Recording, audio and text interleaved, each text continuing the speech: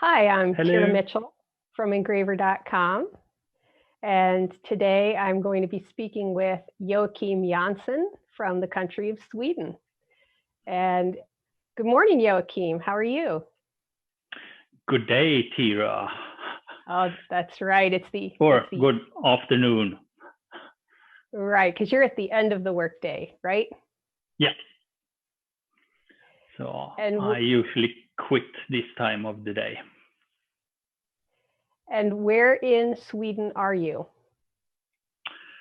I'm living on the countryside, about 10 kilometers south from a small place called U. It's more or less between Stockholm and Gothenburg, in more of the southern of Sweden. Okay, and what is the population of your town there? Oof. Oh, I think it's 9,000 old community, and the town is like maybe 3,000, maybe. I really don't know. Okay, well, from the pictures that I've seen, I can't wait to come and visit someday. Yeah. So now you are a master engraver and a jeweler. And how did you get into this line of work? Yeah, it's actually a little bit strange because first of all, from the beginning, I want to be working with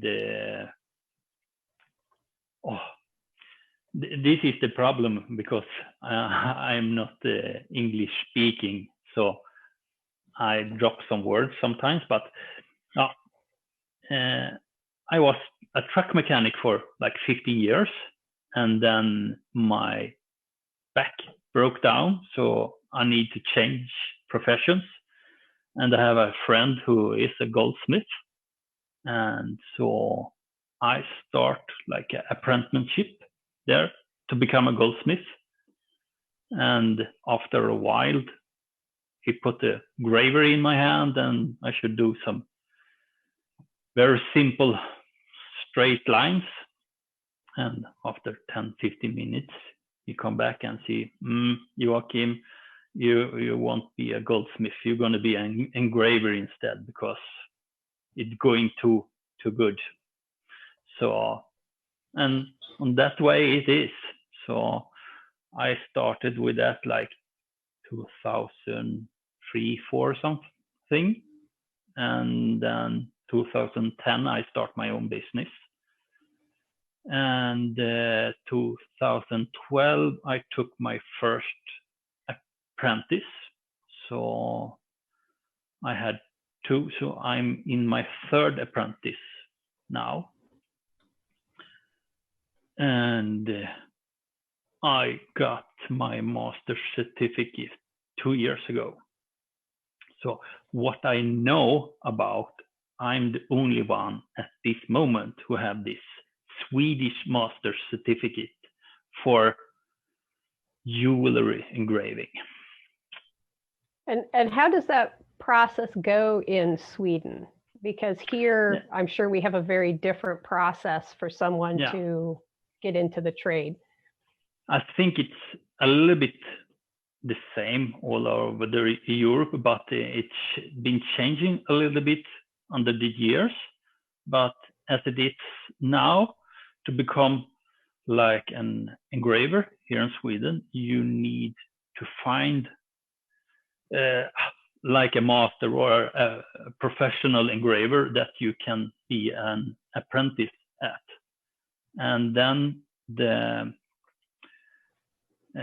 apprentice time it used to be like 4 years, but now we shorten it down to 2 years. And after 2 years, you do this journeyman test. And I can tell you what the journeyman test applies. Then you should do on copper plate or silver plate script of English script, Roman letter, block letter, and something we called in Sweden Gammalsvensk or Old Swedish style. And this is Old Swedish style. My grandmother draw like this for like in the 30s and stuff like that. So that's quite common on jewelry. And then it's 4 different monograms, 2 different heraldics, and then you should engrave a view, like a house or something like that. It's not so common anymore. And then ornamental engraving outside the ring. And then I added to this that you should engrave script letters inside the rings. And then you should do a seal of a monogram also. And when you've done all this, that will be checked by people who now the word is it a board or a group that gets together to adjudicate? I think we are 5 or 7 people who judge in a scale from 1 to 5, and you need to have at least 3. Then you passed, and then over 4 you have 3.5 is bronze, 4 is silver, and 4.5 is gold. And then you can apply for something if you get up this grade. So once you pass the journeyman, let's say you actually pass it, what's the next step for someone in the career? Either you start working for someone.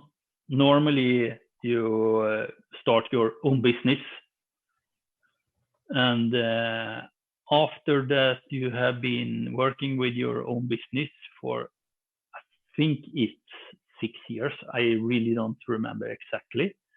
Then you can apply to do the master. And now they made it in that way. So the master certificate, it's the same education for many different crafts. So you take like a class, it's 11 weeks, and you do it with goldsmiths, every small crafts people you can know. And the thing is that you need to learn is how to run a business, so to say. And so the journeyman skills and tests is your actual bench skill, but when you've had enough experience either with somebody or on your own, then you can get this master designation, which helps you run a business better, more efficiently, profitable, that kind of a thing. Sort of. And some crafts, they even have on their masters, you need to do like a work piece or something like that. But for engraving, we don't have it because we are so few in Sweden who do this.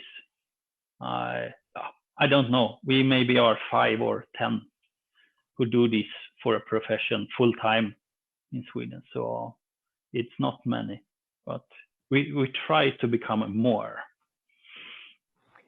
And do you only take one apprentice at a time, or can you have more than one apprentice? No, I don't take more than one. And the apprenticeship, he's going to be here for 2 years. So it's 100 weeks. So it's more than enough with only one, I think. Okay. Yeah. All right. And your one of the great parts about that I know about you is you have a school with fabulous tools and benches and a very nice work environment. Would you like to show us around there? Yeah, I can do it a little bit. Actually, I see if I can. See if I can. Now I'm gonna switch. Yeah. This is, oops. Actually, it's so I have my TV room here. There's the important part. Yeah. Yep. So it's quite clean, as you can see. So these benches, it's from an Italian maker called MPF. I saw them first year I was at the Vicenza Euro show, and it was so interesting. So I bought one of the benches, and after that I actually find out that it should be a little bit more like this and that. So I talked to them, and they actually built the bench after my specifications. So now I have a bench built exactly after how I want it. So I really, really like it. And actually I have a new one incoming, but as you know, it's locked down in northern Italy at the moment, but yeah, it will show up. So this bench, the white one, it's actually for sale if someone is interested. And the nice thing is that you see on the legs, so there is blocks, so I can change the height of them. So when that's something that's quite common.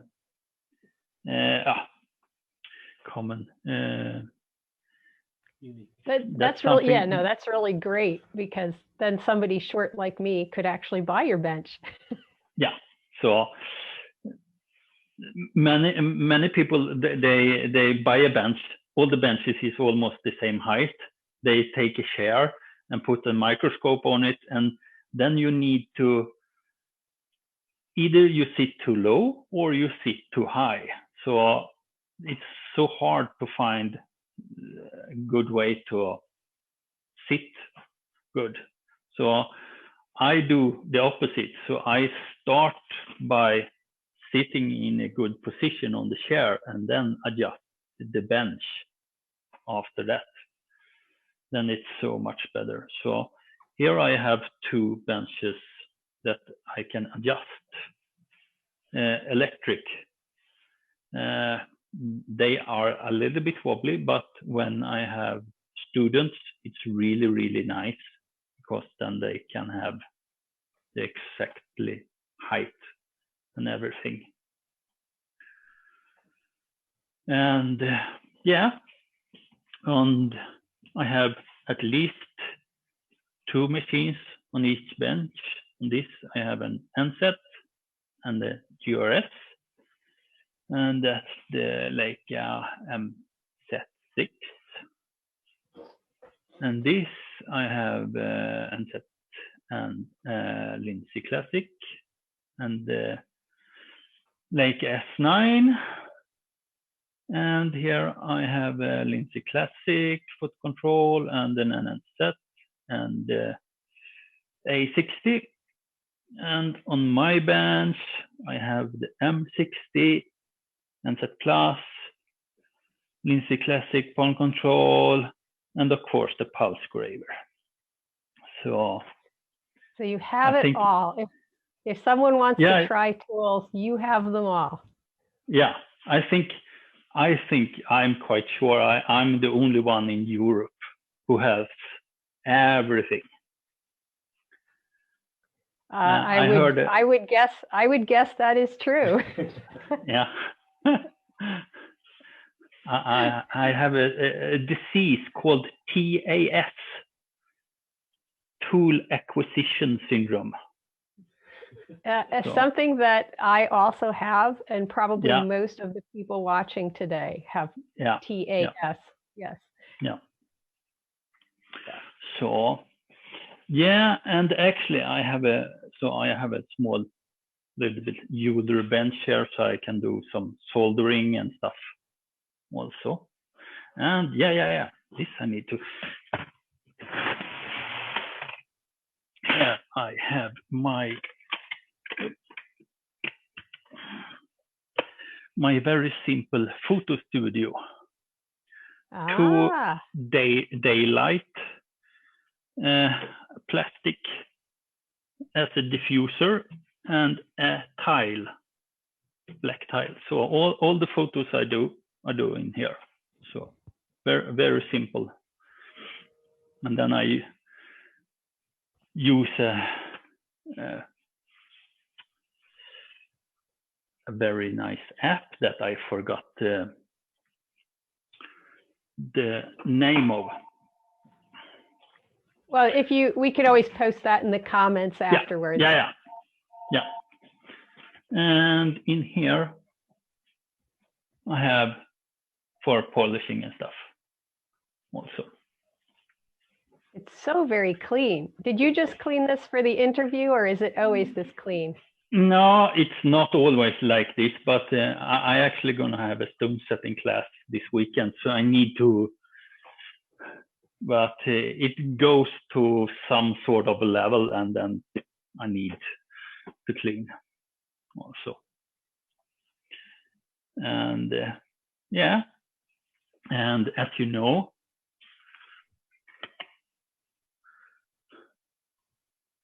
this one, that's probably some of the things I'm most proud of, actually. To have and I have one of those. Yep. I have exactly one. Yep. I really like it. Yep. So, and there is the first prototypes. I framed them. Cool. That's very cool. Yeah, I remember when we were at the Basel show, and you grabbed a blank and made me one. I was so excited, and it's worked great. Yeah. I still have that graver, so I bought one of those templates because I really like that geometry. Yeah. So. I will try to change back.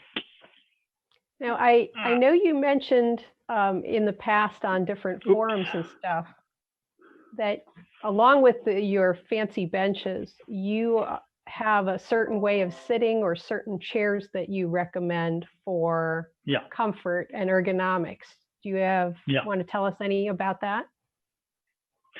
Yeah, I think Rob has a picture. I think it's the second. That's we can start with this one, because you see my bench that I sit with white, the surface is 98 centimeters high, and I think it's 38 inches or something. And that saddle chair, you see that I sit quite high on that one. And if you sit quite high, you have a quite big angle in the hip.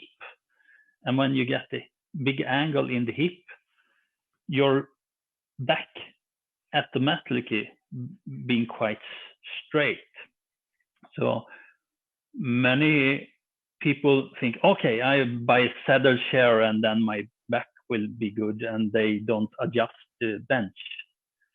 And then they're going to have more problem with the back. So if you buy a saddle chair, you probably need to raise the bench like 3-4 inches at least.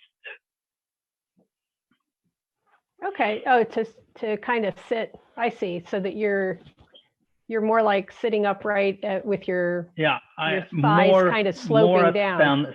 Standing position than sitting positions. Okay. And collection of them. Yeah, so that's not only it's not only that you can try different tools, you can try different chairs also. So the blue one is more quite normal standard saddle chair. The red one, it's a Sally. It's a Finnish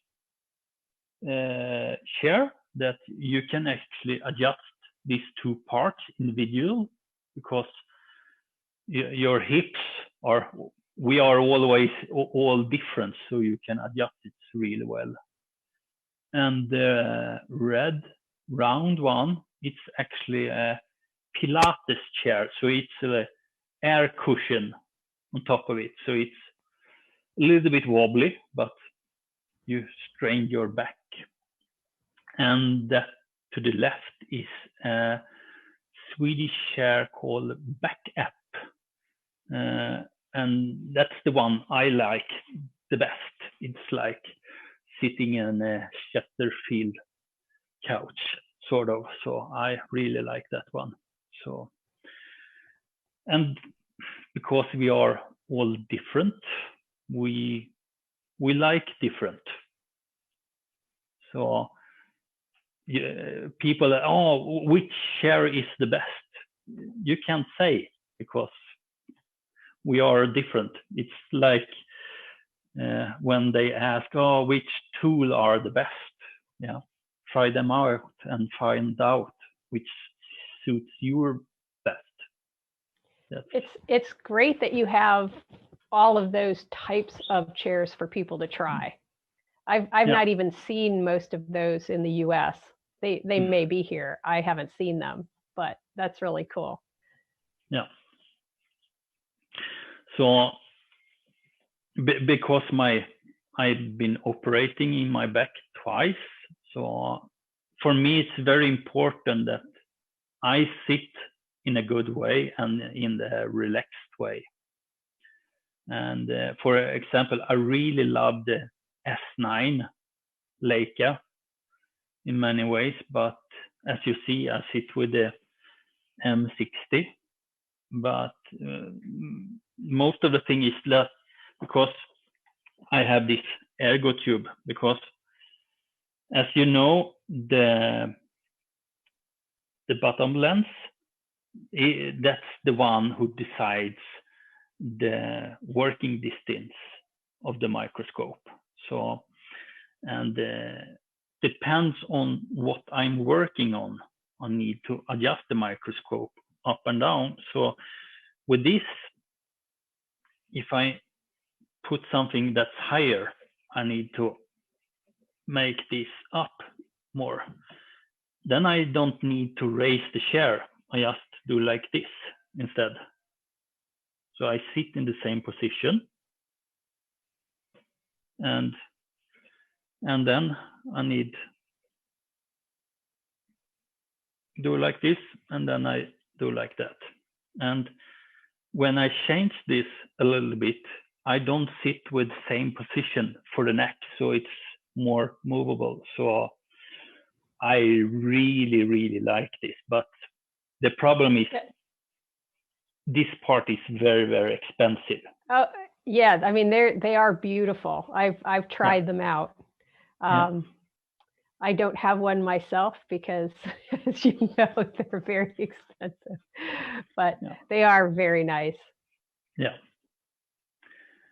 Actually, I found some on the second-hand market with that's been good also. So you can find them on eBay sometimes, but it's not so often.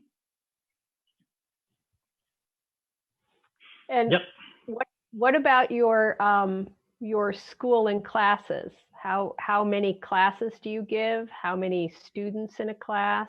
And what types of classes? Yeah, the most of the classes is basic engraving classes and basic stone setting classes. I have one who Someone's wants coming to say hello. Yeah. Hi. No. And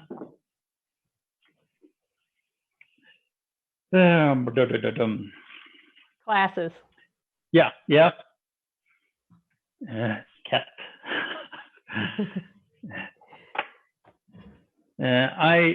As you've seen on the benches, I only take 3 at maximum in each class. And in that way, it's so much easier to teach, and it doesn't matter because everyone, you learn in different ways and in different speeds and stuff like that. So if someone progress a little bit faster than the other ones, I can put more to them without disturbing the others, and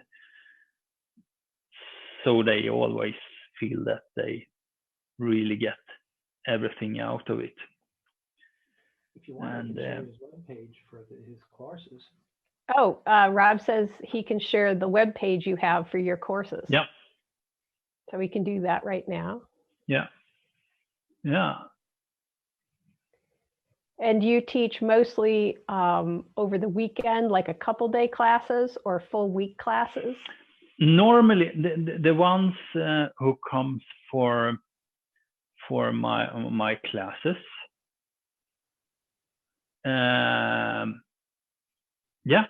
you see, hopefully, if everything goes as promised, Otto Carter will come in end of June here and teach. And now I lost track again. I get so excited to see my webpage in English also. Yeah, most of the one who comes here is goldsmiths. Most of them who has like their own business, and it's hard to close down for like 5 days a week. And if you close down your shop for 5 days, you lose the income for 5 days. So I do these short weekend classes. So people come here on Friday evening, and so we can start really, really early on Saturday.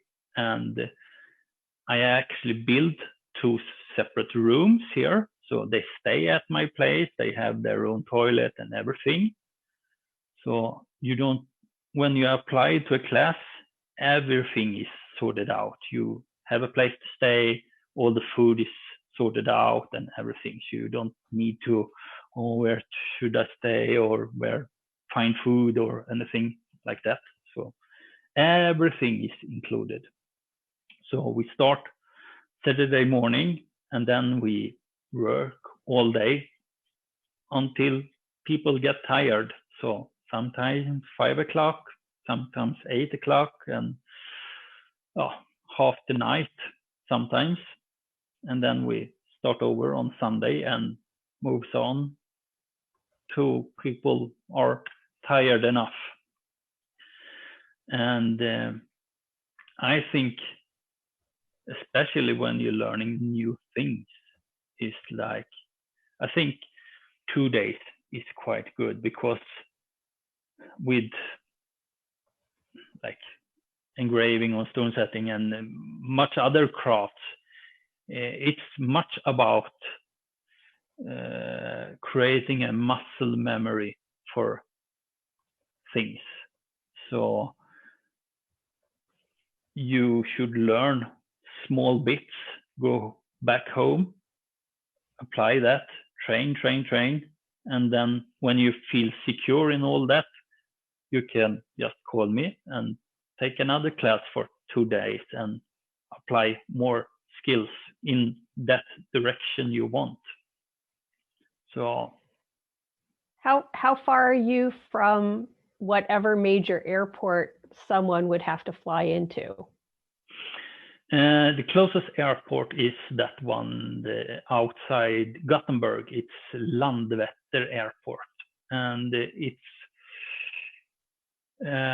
most of the time there is a shuttle bus you can take from there. It costs like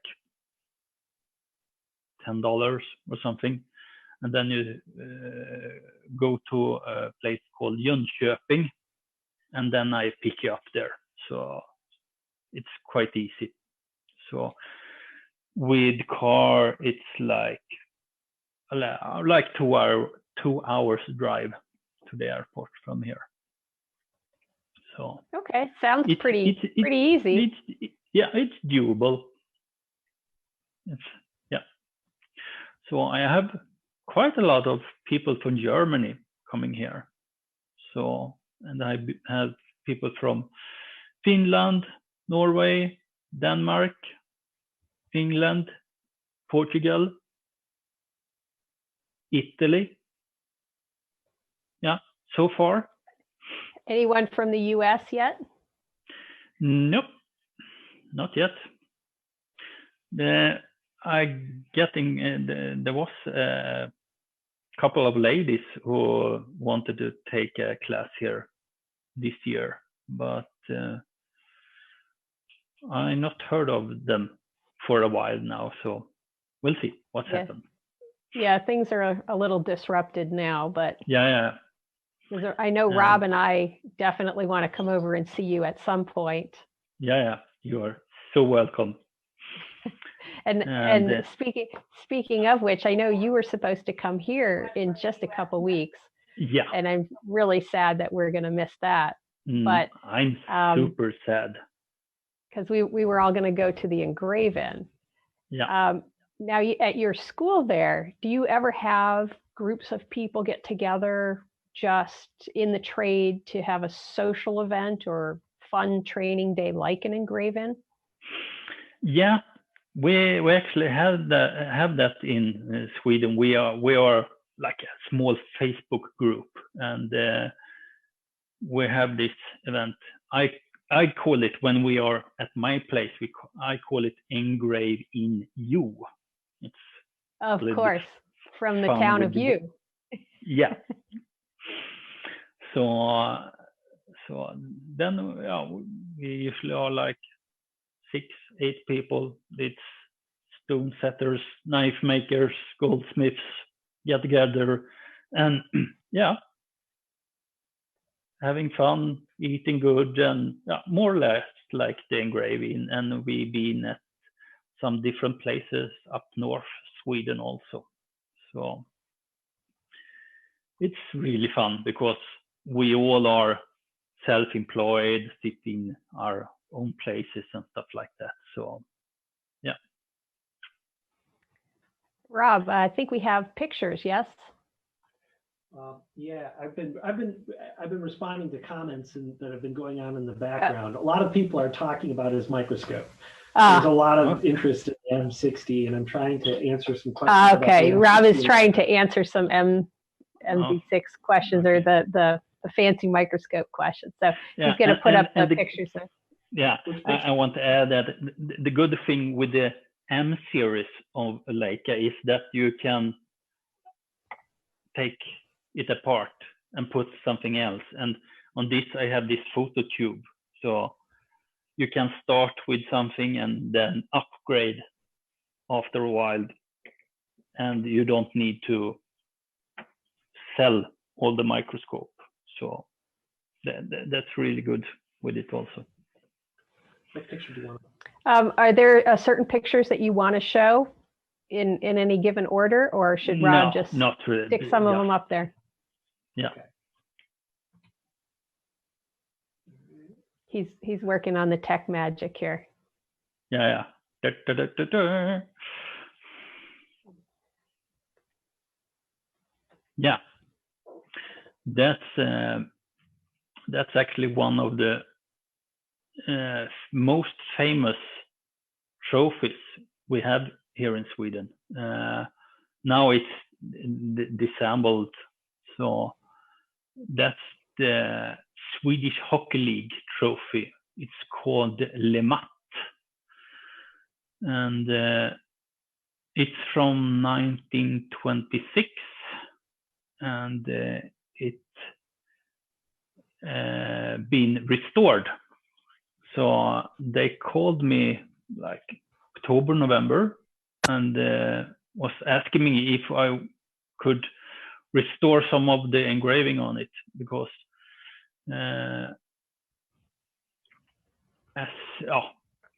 it's hard to say, but this part on the backside here, it's been engraved by a machine, and they only machine engrave it for like 10 years or something like that. And then they put a socle with silver plates on it and start machine engraving.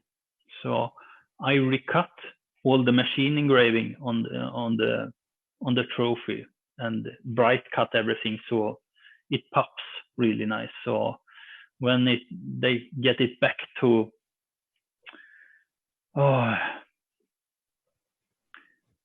these words, they are just but so you basically restored it so it's now all hand cut. Yeah, first, and so it actually it was only like 10 years. So when they get back the trophy, they saw how nice it was. So then they asked if I could we take off the plates on the socle and put up all the teams and the years on the trophy. And they wanted me to leave room for 2026. So it's like 100 years of signs at the trophy. So then I need to add 20 more on the trophy. So then it was like 30 hours more of engraving on it. So, but yeah, in this picture you have, what is it, like a styrofoam holding the bottom of the trophy? Yeah, it's actually styrofoam. What's holding the front of the trophy? That's actually plastic ring, nylon. Okay. Thing. Yeah. The styrofoam actually come from a holder from the head to a Leica part. So yeah, so it fitted like a glove. So it's really, really nice. It works really good. Yeah. Yeah, and this is probably the more fun work, is to do this heraldic and this seal engravings. And this one, I don't know if it sees, but in top of the, I think it's a helmet, there is this creature. It has a lizard or dragon body with a rooster head with a crown, and there is some octopus arms and legs.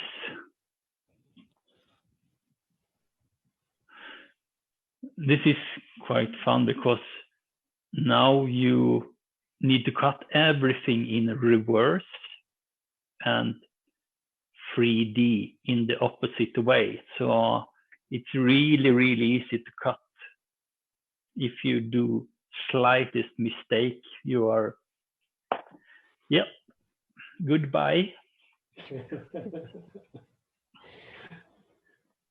Yeah, that's actually that I'm really, really happy with. It's for a priest. It's very simple design, but cutting like this is probably by the harder stuff you can do, to cut so wide and so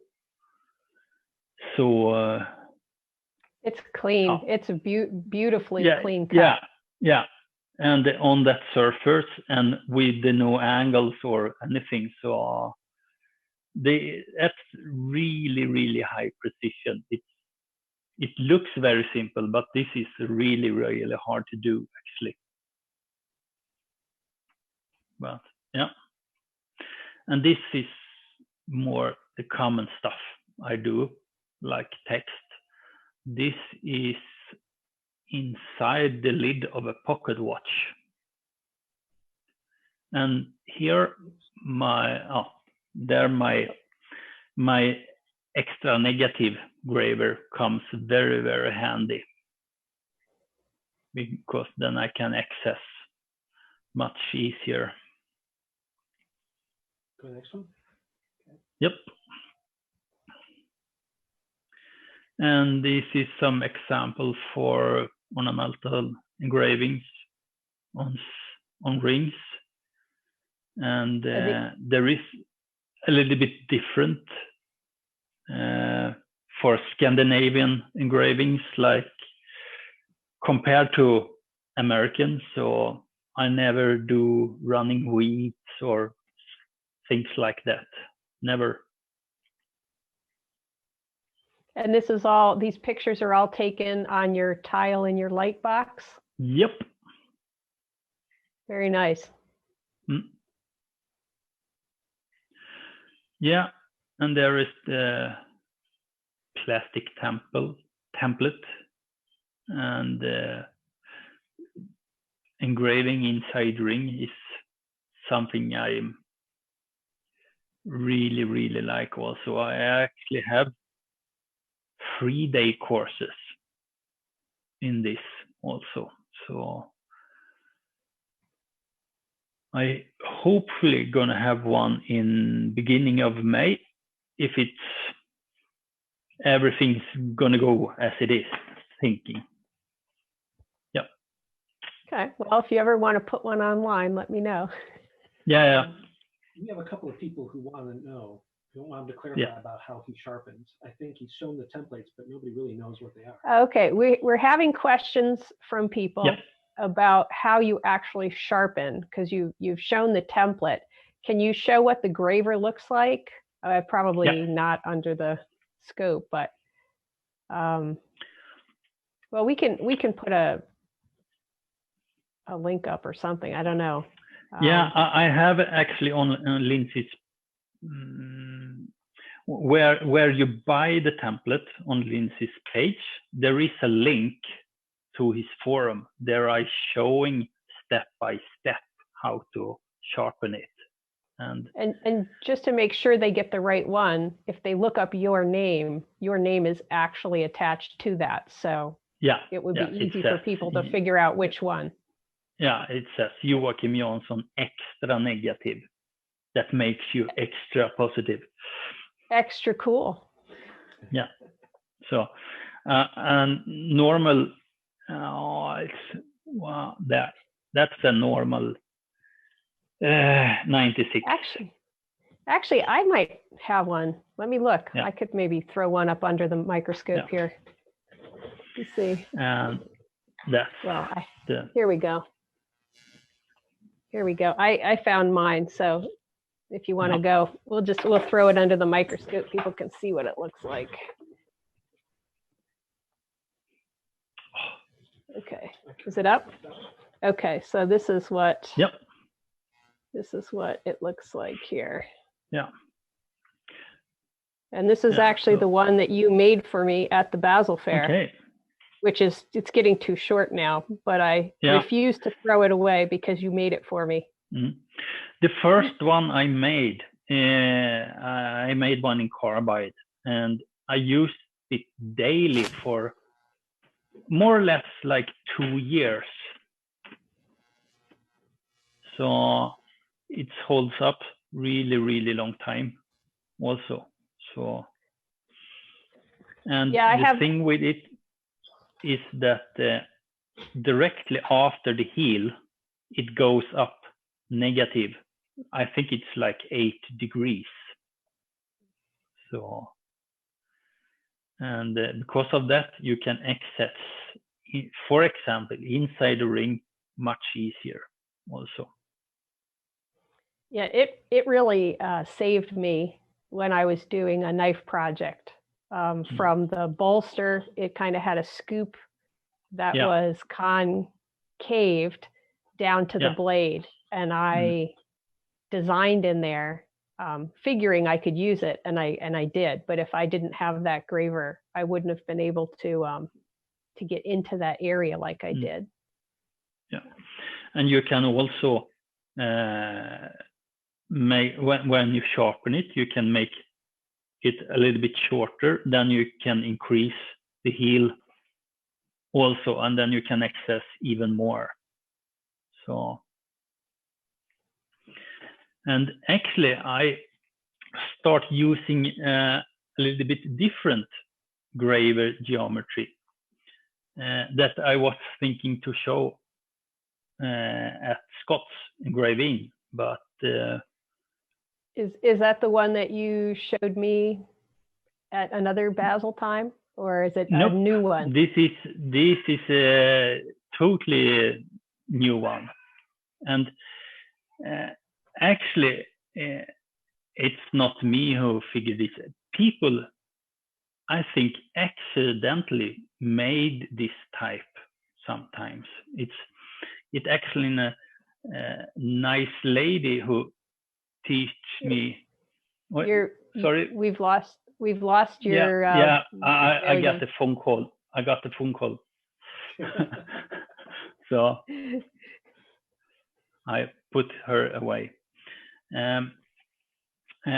Really nice old lady called Karin Ille. She's probably watching now, and she starts doing these asymmetrical gravers, and I tried it out, and like that, but then I put it up again, and for some applications, it's really, really nice actually. So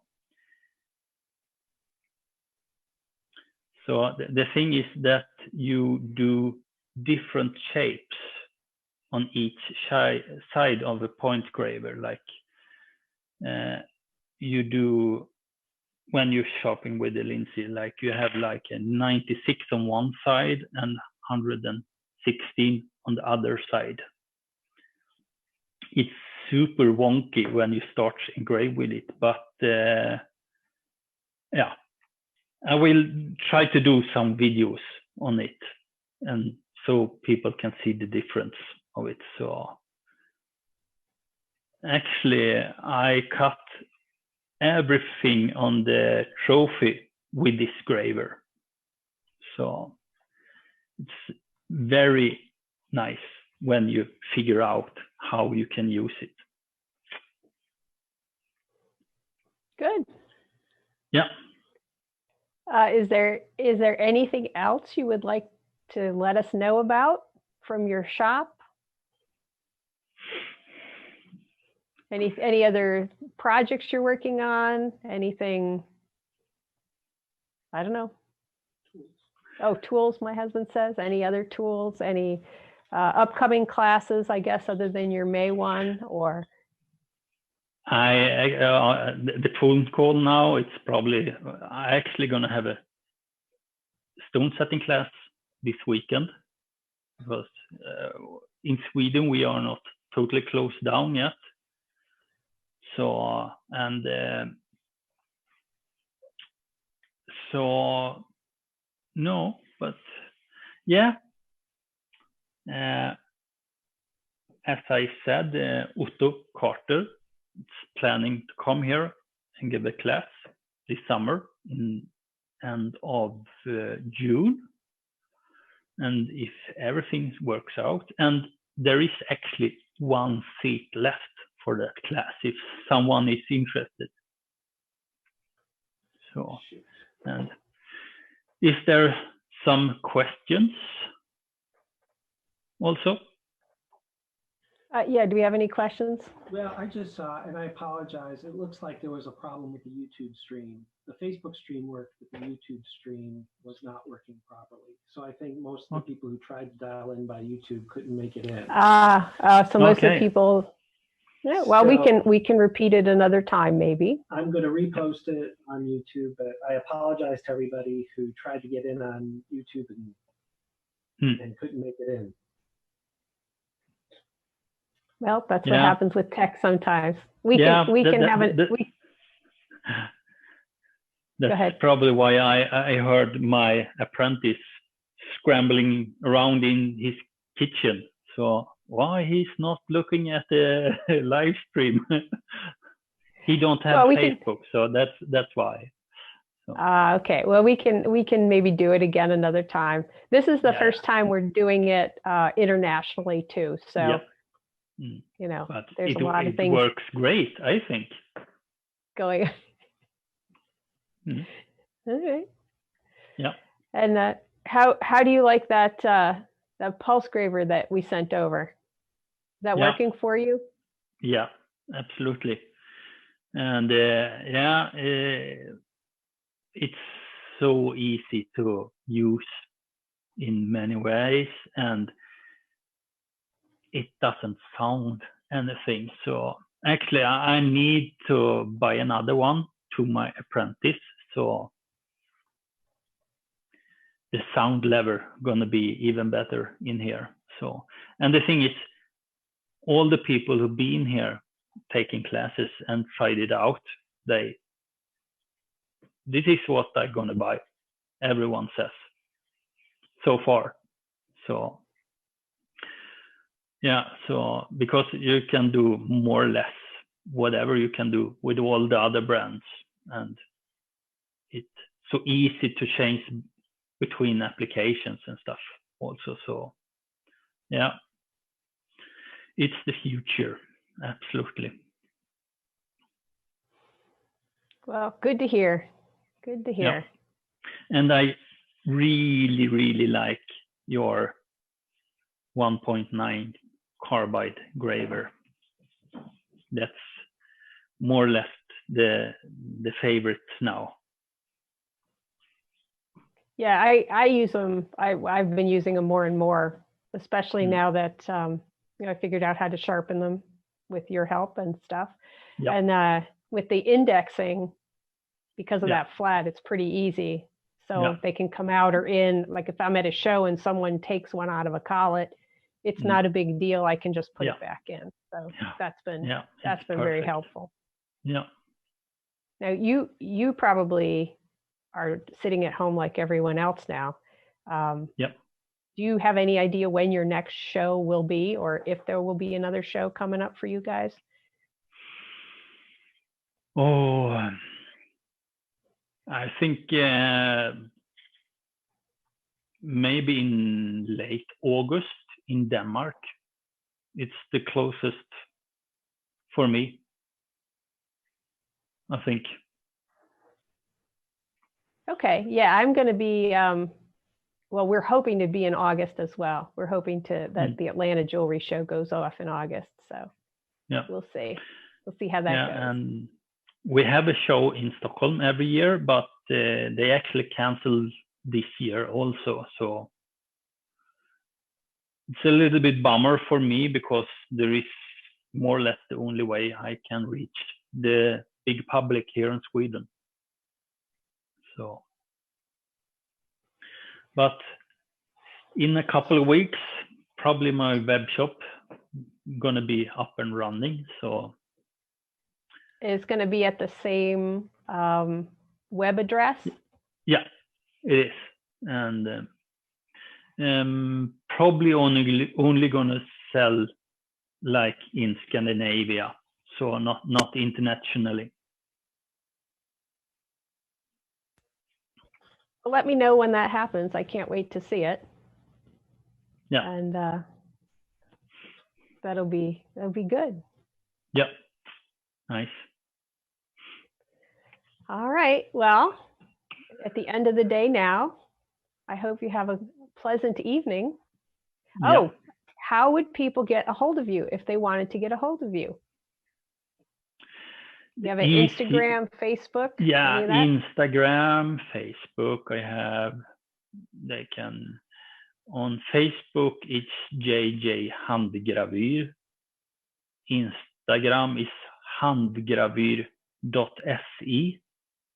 and that's also my web page. You can go in on my web page, and I have links to both Facebook and Instagram, and my YouTube channel that I don't put up so much on. And what's that? It's the same name? Yeah, good question. Okay. It's best to go on the web page and go with the link. Open it. Probably easiest. It's down on the page. Okay.